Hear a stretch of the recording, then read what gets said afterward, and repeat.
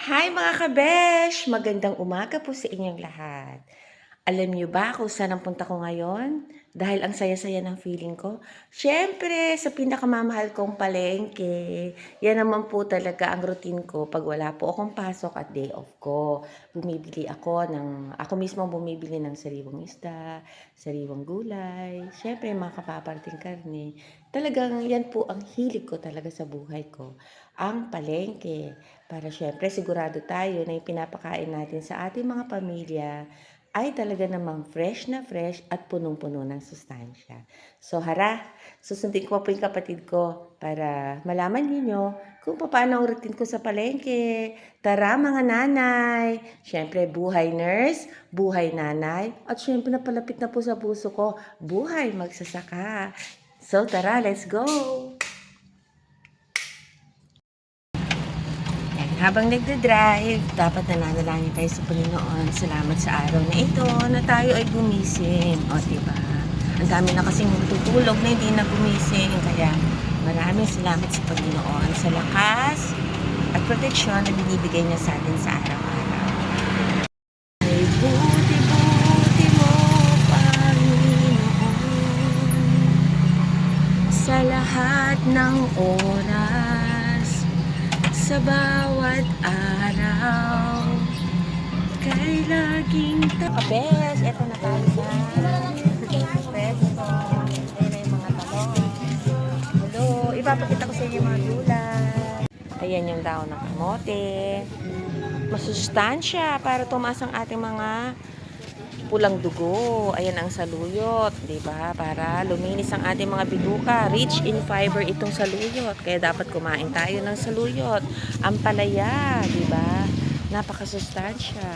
And syempre, ang favorite, kangkong. Kahit sa kanal nakukuha. Ayan, rich din 'yan sa mga napakaraming sustansya makukuha natin sa mga gulay na ito. Ayan naman ang sitaw, o 'di ba? Adobong sitaw ang favorite. Syempre, ang mga talong. Huwag na i-voice lesson ko. Ang magandang talong. Sariwang-sariwa. Syempre, mga ampalaya. May panggisa at may pinakpin. Diba? Kakatuwa. Native, no? Yan, panlang. Pwede. Syempre, kung may pailang. May okra. May talong na naman na pahaba. Ayan, ang tindera namin. Hi, ate! Kumusta ka na? Kumusta ang pagtitinda ng gulay? Okay lang po. Ano masasabi mo sa mga kapwa magtinda na huwag silang susuko sa buhay? Oo nga po, ganun po talaga. Suki ko ng gulay, si Ate Lina. Ate Lina, kumusta po ang buhay tindera? Ayos naman po. Mahirap ba? Medyo matumal, mahirap po ang pagtitinda. Ano naman ang ginagawa mo para hindi ka sumuko sa buhay? Kailangan po natin magsipag at tiyaga. O, diba? Ang ganda-ganda niya. Parang hindi po siya tindera. Dito po ako bumibili ng gulay. O, salamat sa mga discount mo sa akin at dinadagdagan mo yung mga pinamimili ko. Ano masasabi mo pa sa mga kasamahan mong tindera? Siyempre mami, kailangan pag nagtitinda, kailangan palaging mabait, naka-smile para pabalik-balik yung mga bibili sa'yo. Sige. Kaya pala bumabalik-balik ako ate. Lagi mo ako ini-smile. Siyempre mami pag suki may discount. O, diba? Sige, thank you. Sige po. Hi! Ayan, ang aking kamag-anak, ang aking pinsan. Anong binibili mo, Kati? Bumibili ako ng mga pampapayat ko, char. Di ba? Mura lang. Kumakain ka ng gulay dahil masustansya ito, di ba? Para maintain mong healthy. O, di ba?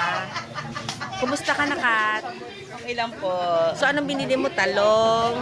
Talong, sayote, okra. Okay, sige. Thank you, Kati. Tingnan mo naman, makikita ko pa siya dito sa palengke. Kaya bumibili siya ng pang sinigang. O, yan. Bili ka ng saging. Gusto mo?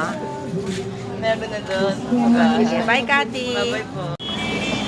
Eto si Ate Lena. Ang suki ko sa hito. O, Ate Lena, bigyan mo ako ng bigyan mo ako ng hito, 4 na peraso. Apo, madam. Ayan. Yung magaganda, Apo, madam. Tapos linisin mo na rin, Ate Lena. Apo. Dito po ako bumibili kasi tamang timbang. Anong masasabi mo sa mga customer na bumibili sa'yo?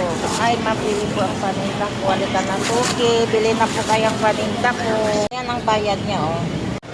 Dito po yung pusit, tipon, galunggong. Pero ngayon, hito muna ang bibilin ko kasi tamang, ayan, pangsawsawan.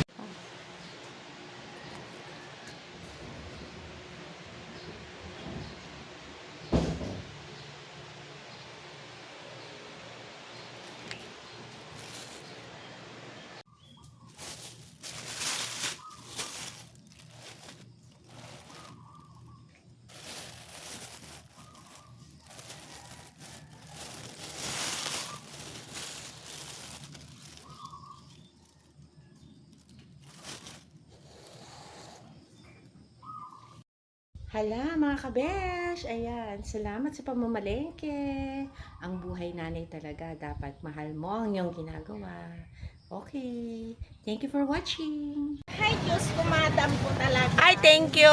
Ala, naiwan ko Akin na pa. yung 10 piso. Naiwan ko, hindi ko pa tuloy nabayadan. Pasensya ka na, ate. Opo, madam. Na po kaya pala tinatawag mo ako kanina, hindi ko pinapansin yung tawag mo. Magkano po lahat yung hito? 190 lahat, madam. Ah, sige. Salamat Thank po. you.